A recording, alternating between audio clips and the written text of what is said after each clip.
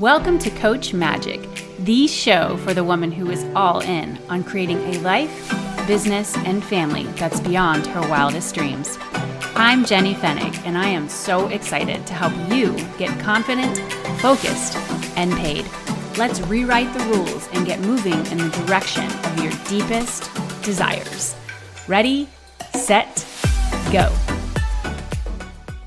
Hey there, Jenny Fennig here, welcoming you to our next episode of Coach Magic. So thrilled to have you here.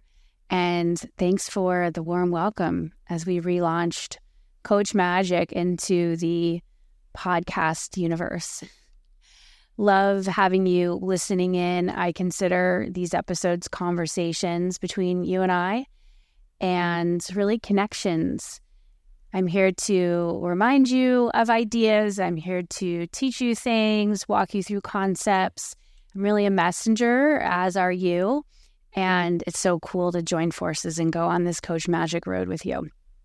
So for today, I want to talk to you about staying focused when distractions are bright and shiny. So focus is one of my favorite words, absolute favorite words. You can ask my kids. I have 3 kids, and I often say to them, you got to stay focused. You got to get focused here. Get focused.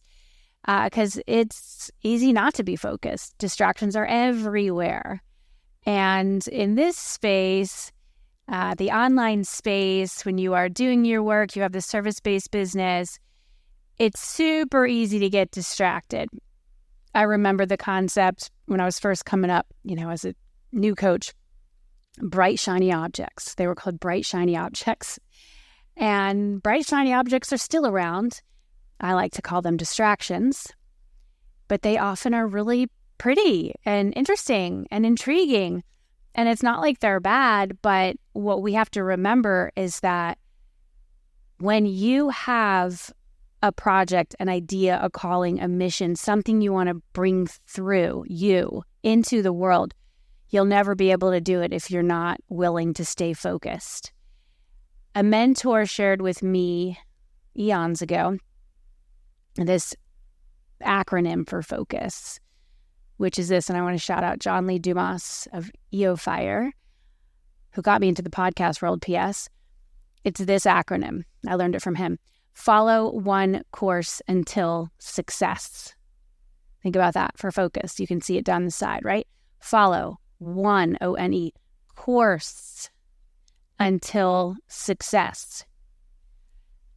Let that really get into your bones. That's the power of focus. Are you willing to finish things? Can you get it over the finish line? Can you see it through? Can the idea trust you? Ideas choose you, choose me, because we seem like a worthy candidate to bring the idea into form, to bring it into reality. Without a human, the idea cannot be made real, you see? And so if an idea has been tapping you on your shoulder, if you've been working on this book, this program, this retreat, this whatever it is, an idea, the idea has chosen you for a reason, and you have got to stay focused to get it over that finish line. Got it? It is the way. It absolutely is the way. And it's not easy at all. And that's why I'm dedicating an episode to this very concept. All right. So what I want to walk you through now is this idea of what fuels you. This is the kind of that foundational work when it comes to staying focused. All right. So I just mentioned to you some projects that could be part of your life right now, or maybe were in the past, or maybe will in the future. And those are work-related projects. All right. So, when I work with clients, yes, personal things come up, things around family, health, relationships, etc. But typically the reason why someone wants to work with me is to advance their work. It's to grow their business, to make more money, to make a bigger impact, all of that. Okay. And so work is a big part of our lives. And what I want you to feel into now is, what is it about your work that really fuels you? that energizes you, that gets you really excited. It's not everything. Like when I look at my own business and what constitutes work, not everything excites me. Just doesn't. Some stuff depletes me. Some stuff I'm like, oh gosh, no, please no. But it still could be important to happen in my business, in your business, you see? And so, there's a whole other conversation we could be having around delegation and making sure you have a team so you're not holding it all on yourself. And, if you have a team now, maybe you need to grow that team. Maybe you need to move some people around on that team. But this idea of there are certain things, certain tasks, certain moves within this category of work that really, really fuel you. You need to ensure that you're doing those, that those are part of your world. This podcast, one of the reasons why I brought it back was because I really like talking. I like speaking. I like being able to serve in this way, to deliver a message, to break down concepts. I'm a teacher really at my core, and coaching has allowed me to do that in a really powerful way. I love being able to share these ideas with you. And so this is something that fuels me in my work, and it feels so good that it's back.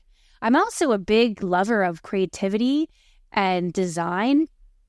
And, I had an incredible designer create, just give you an example, some graphics, just kind of like template graphics that could be used for podcast, for this podcast. Because again, this has been around for several years. We pushed the pause button on it.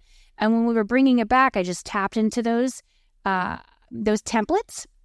And I have been having so much fun just deciding which photo we're going to use, getting the copy dialed in. I can certainly delegate that to a team member, and I may down the line. Right now, I'm holding that because it fuels me. It fuels me. I love that creative part of this whole project. Okay, and those visuals, that is the brand. There's an essence, there's a vibe that's coming across, and I like to hold that for myself at this stage. Okay, so I want you to start thinking about, or really just tap into right now where you sit right now in your work, what is it that fuels you, and make sure that you're doing that. Make sure you're doing that. You're giving yourself that gift because it's what moves you forward. What fuels you when it comes to your home? What are you doing within your home? Are there certain, rituals, routines, the way it's designed, the way it works, the way it operates that fuels you within your home space? Ensure that that's happening. I think our home is a sanctuary, and it needs to be able to give us a respite from the day-to-day, when life can get really challenging and hard and full, which it can. Your home should feel like you can exhale there, and it holds you so beautifully. And so whatever fuels you at your home, certainly think about your food and your meals and, that nourishment that's happening. It doesn't mean that you always need to be the one doing that, but you need to ensure that it's happening. That's happening. One of the ways that my home fuels me is I have these wonderful pets. I have these wonderful animals that live with us, and one of them is asleep in my office right now, Winnie. She's living her best life. If you could see how relaxed she looks right now, it's like if we all could just tap into that, we'd sleep really, really, really well at night. And so think about what it is in your home environment that fuels you and allows you to stay focused when those distractions are bright and shiny. All right, because my point here is that when we are filled, when we feel even overflowing with goodness, with abundance, then we can stay focused on what is of the utmost priority. You got it? What fuels you when it comes to your health? It's another category we're looking at. Your health. How do you stay feeling like really strong, really courageous, bold? What is that for you? And you've got to be doing it. You've got to be doing it. Not, when you get all your other stuff done, then you'll tend to your health. No.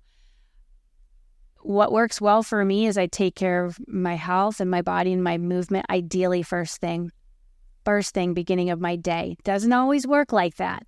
But when it does, my day tends to run a lot smoother, more harmonious. There's like it's just like a flow that happens. And so I want you to kind of play with some of this in your own world. What fuels you when it comes to wealth? How are you building wealth? How are you thinking about wealth? What kind of wealth consciousness work are you doing? What kind of money mindset work are you doing? How are you planning for other stages of your life? AKA retirement, AKA when things shift down the line. How are you making your money work for you? How are you investing? All of that. It feels so good when your money can work for you and you're not only working for the money. And that song just went through my head. She works hard for the money, but not so hard for that money. Bum, bum, bum, bum.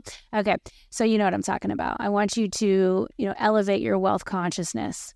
Elevate your thoughts around abundance and how you exude abundance when you move through the world. And then finally, what fuels you when it comes to relationships? How are you connecting with the humans and with your pets too, if that's part of your life, right? How are you connecting with your family, with your friends, with your clients, with your colleagues, with all the people, your community? Relationships really span so many different categories, and they touch a lot of those other areas that I mentioned. When I recognized, and I went through a period when I was like in full on, earlier stages of my business, and it was just like build. I remember just like when I finally got past that 6-figure mark, and that's been a long time ago now. It was like a hard slog to get there. And I had achieved that 6-figure income mark in corporate. So for me, I knew it was possible. But when I started my business, I had to figure out the right model and the right approach.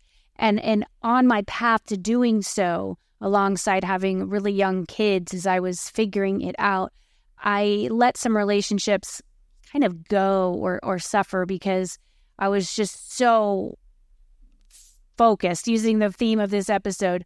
But I realized that was not sustainable. I need to be able to have my work and my business be profitable and be strong and healthy, but I can't neglect these other areas because relationships really mean a lot to me. They're like the nectar of life, you see?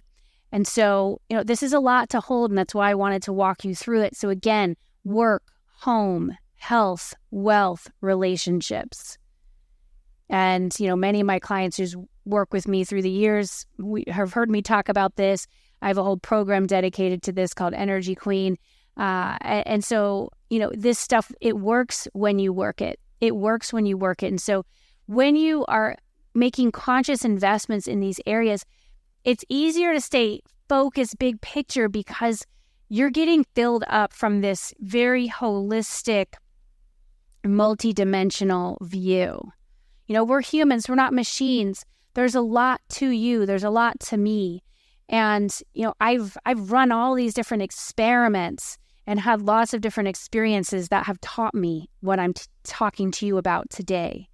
And so I want you to try these concepts on for size and just see what happens when you make those conscious investments in these areas. And it's not always that you're investing at the same level in these areas, but you are investing. You are investing. You recognize the importance, and you also see that life is a mix of long game plus, short game. It's a combo. And you've got to stay focused. When things are pulling you away, it's like, what is it that means the most to you in those areas? Work, home, health, wealth, relationships. Protect that with your life, because that is your life. You get it? So the next area that I want to discuss with you is a question I'm going to ask you, and it's this: what is driving you? What is driving you? So there's something that you're working on right now, or maybe you're thinking about working on, and perhaps you're making some excuses on why, there's not time or whatever. And so I want you to, just drop down into your body, really drop down into your heart and listen. What is your heart saying to you? What is that inner voice? The connection you may have with God, spirit, source, higher power, whatever that is for you. What's that motivation? What do you hear? What do you feel? What is that desire? Are you driven to, make an impact with as many people as possible? Are you driven to tell your story? Are you driven to, really get up close and personal with people and, just serve at a very deep level. What is that driver for you? What is kind of your ultimate benchmark? Like, what are you evaluating yourself on? How do you want people to feel when they work with you, when they're around you? Like, what is that driver? And it can be different for all of us, but it's important to have an understanding of that. And one of my drivers is that I wanted to prove to myself, I wanted to prove that it was possible to work where I want, when I want, with whom I want. I wanted to be able to have a business that really fit around my life, fit around my family, and that could be shape-shifted whenever I wanted it to. And I have found that, and it's been incredible. It has been absolutely incredible because I knew that I was a woman who wanted to work. I enjoy working. I don't want to work all the time because I have other things that I also like to do. I don't have time to work all the time. But I do love to work, and I love being able to contribute in this way and make an impact with my words, with my programs, with how I serve clients, with how I speak, with how I teach, with how I coach, all of it. And so that was a big driver for me, and it still is. So get really tuned into what is driving you. What is driving you, and keep that front and center. Keep that front and center. You also want to get comfortable saying no. And get comfortable saying no because it often can feel really uncomfortable, like super uncomfortable. You have to say no. And you might have a thought that goes through your head, like somebody's going to be really pissed at you because you've said no. Someone's not going to like that you said no. You might be, quote, missing out on something because you said no. You might be sending a message because you said no. Yes, you will send a message. When we say no, we make space for the right yes. We make space for what is ours to do. I say no all the time. All the time. And there are ways to say no that are, kind and generous and grateful if that's what's called for. There's other times to just say no that it's clear, like, back up. But saying no is part of being a leader. It's part of being in your magic. Okay. So if there is something that you're bringing forth to the world, I have clients right now bringing forth books, bringing forth incredible programs that will be very, very lucrative. Okay. Bringing forth a whole new area of their business, like a huge contract that they're in discussions with what will be a massive client. And that means they're going to need to put on some blinders for all the other stuff around them that could be pulling. We've got to say no. No makes space for the yes. No makes space for that dream that you have inside of you that's pulling you forward. You've got to choose your hard. All of this will be hard. So choose your hard. It's not hard all the time, but it's hard. It's hard. And so you get to choose. Do you want the hard of saying no? So you make space for the yes, and that yes will also be hard because you're going to be stretched and pushed. Choose your hard. Let that hard lead you into what it is that you're really here to do, who it is that you're really here to serve, the kind of money that you're really here to make and do incredible things with, the people that you're going to be around. Choose it, choose it, choose it, choose it. Choose that hard. And it was funny as I was saying that, my printer just came alive. It was responding to this talk, which is so awesome. I wish you could see my printer. It's one of my proudest tools in my office. It is huge. I love it. It was a great purchase. It's an HP OfficeJet Pro X476DW. It's a lot of letters and numbers. I think my husband is printing something out. Yes, he is. So my husband had just sent a message. We share this fabulous printer. It's on like a wireless network. Okay, just a little sidebar about the printer. It is an incredible printer. If you need a big printer that's like a workhorse printer, I like to print things when I review them. I don't only like to look at things online. Little sidebar there. All right, so choose your hard. You get it. Break whatever it is that you're working on down into steps. When it feels too big, it's like, oh my gosh, how am I going to get to the finish line? How are we going to get there? Break it down into steps. Just break it down day by day, week by week, month by month. You will get there. Nothing worth doing do you get there, immediately. You just don't. You just don't. It takes time. It takes time. And you've got to be willing to work those steps. Work those steps. Break it down into steps. This is where, working with a coach, being a part of, a mastermind, some kind of a program where you just have that space to see the different steps that are part of the process. It can be very, very helpful. We were just doing this with a client recently where she was, struggling with a project because it just felt so big and her life is big and there's a lot happening.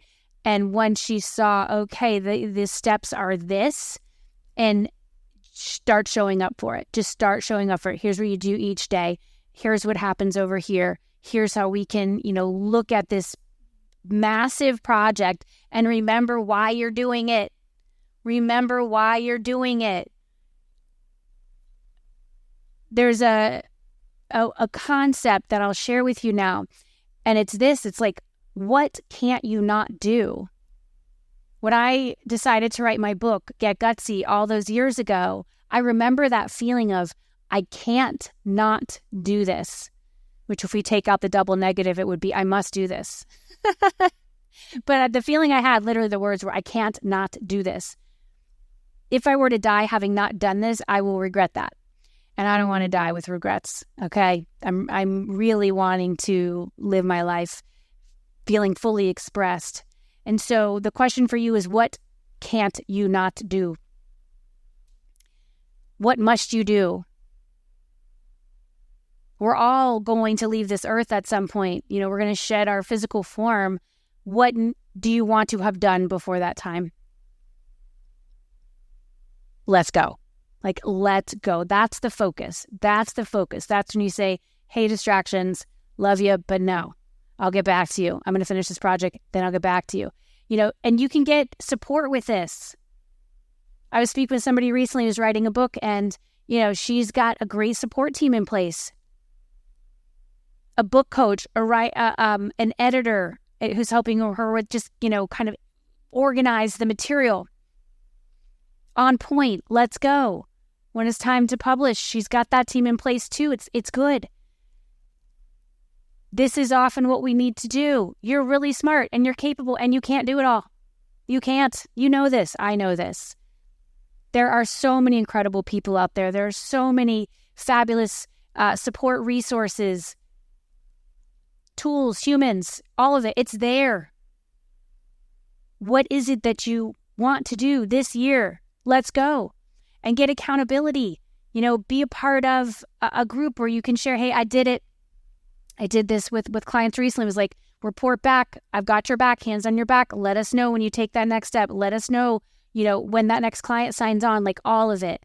Then you don't feel so alone, because that lonely feeling can be debilitating. You're not alone. You're never alone, but we often trick ourselves into thinking we are. You are not. You do not walk alone. And it's a real privilege and pleasure for me to be able to walk beside you as you do this work. That's why I'm here. That's why I'm here. It's why I do my work. That's what I love, when I work with my clients so closely and lead programs and facilitate group experiences. That is my role. That's what I do. And then certainly that is the role that I want this podcast to be for you to feel like I'm walking next to you. Hands on your back. You've got this. You've got this. You've got this. Stay focused. I know those distractions are bright and shiny. I know one of the biggest distractions is that inner critic that says, it's all been said before, it's all been done before, just don't even bother. And that's crap. That is a pile of lies. It's never been done by you. It's never been said by you. And we need your voice. We need your contribution. We need your creation. That's your energy. That's your essence. That's your gift to the world. That's a gift to your audience, your clients, your people.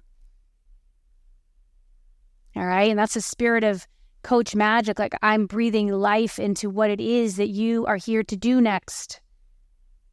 And so sit in that right now. Feel what we're doing here. Feel the energy. It's so fascinating. As I'm recording this episode, snow is falling from the sky, these gorgeous flurries. It's quite a different scene than the last episode I recorded, and I just love that. I love how the weather, wherever you are, is constantly shifting and changing. And so feel those winds of change. Feel that nature is here with us. It is teaching us so much. And gosh, you have what it takes. You absolutely do. So thank you so much for tuning in today. It has been a joy, really. I can't wait to talk with you again on our next episode. Please talk to me, hit me up on social media, comment on our episode posts, send us a note. You can always reach out to the team at support@jennyfenig.com. You can DM me. It's all good. I want to be in relationship with you, conversation with you, and I look forward to all the incredible places we go. Until next time, this is Jenny Fenig for Coach Magic, reminding you to stay focused when those distractions are bright and shiny. Big love, and see you next time.